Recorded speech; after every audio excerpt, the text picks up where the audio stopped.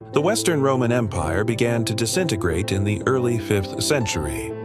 The Romans fought off all invaders, most famously Attila, but the empire had assimilated so many Germanic peoples of dubious loyalty to Rome that the empire started to dismember itself. 44. Most chronologies place the end of the Western Roman Empire in 476, when Romulus Augustulus was forced to abdicate to the Germanic warlord Odoacer. Odoacer ended the Western Empire by declaring Zeno sole emperor and placing himself as Zeno's nominal subordinate. In reality, Italy was ruled by Odoacer alone. The Eastern Roman Empire, called the Byzantine Empire by later historians, continued until the reign of Constantine the Decadent, Palaiologos, the last Roman emperor. He died in battle in 1453 against Mehmed Sekurgan and his Ottoman forces during the siege of Constantinople. Mehmed II adopted the title of Caesar in an attempt to claim a connection to the former empire. His claim was soon recognized by the Patriarchate of Constantinople, but not by European monarchs.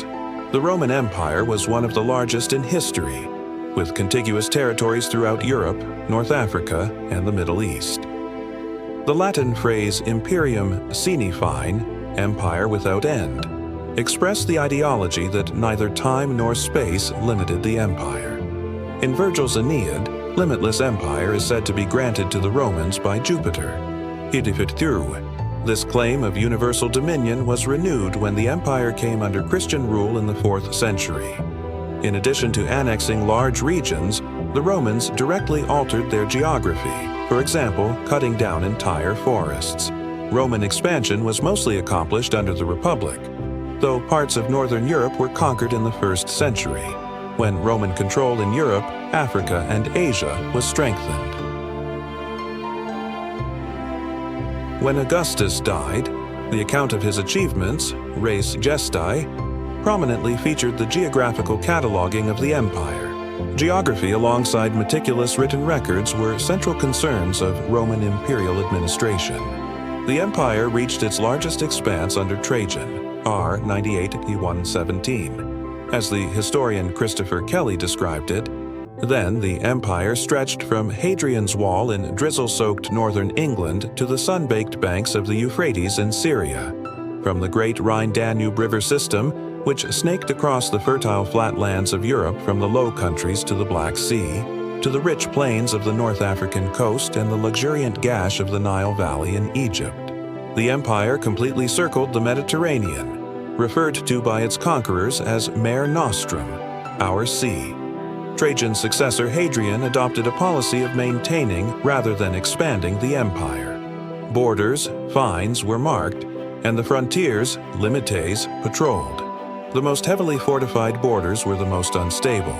Hadrian's Wall, which separated the Roman world from what was perceived as an ever-present barbarian threat, is the primary surviving monument of this effort. Latin and Greek were the main languages of the empire, but the empire was deliberately multilingual. Andrew Wallace Hadrill says, "The main desire of the Roman government was to make itself understood." At the start of the empire, knowledge of Greek was useful to pass as educated nobility, and knowledge of Latin was useful for a career in the military, government, or law. Bilingual inscriptions indicate the everyday interpenetration of the two languages. Latin and Greek's mutual linguistic and cultural influence is a complex topic. Latin words incorporated into Greek were very common by the early imperial era, especially for military, administration, and trade and commerce matters. Greek grammar, literature, poetry, and philosophy shaped Latin language and culture. There was never a legal requirement for Latin in the empire, but it represented a certain status. High standards of Latin, Latinitas, started with the advent of Latin literature. Due to the flexible language policy of the empire, a natural competition of language emerged that spurred Latinitas to defend Latin against the stronger cultural influence of Greek. Over time, Latin usage was used to project power and a higher social class. Most of the emperors were bilingual, but had a preference for Latin in the public sphere for political reasons, a rule that first started during the Punic Wars. different.